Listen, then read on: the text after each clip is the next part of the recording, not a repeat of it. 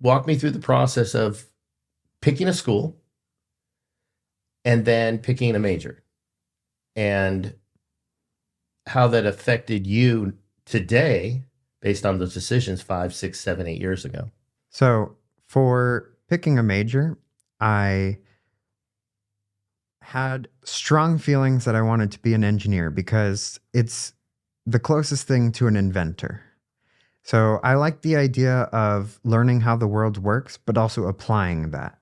So when I was in classes, I would learn a new concept, and then I wouldn't just take the professor's word for it.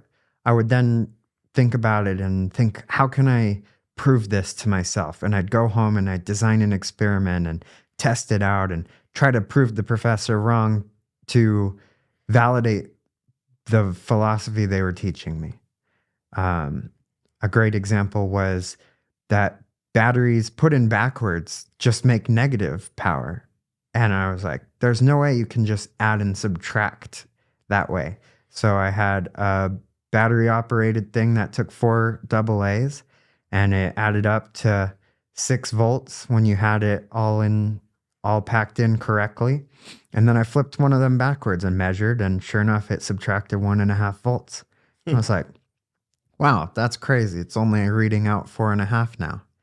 And so that was a good example for me of how I can actually take what the teacher's teaching and practice it.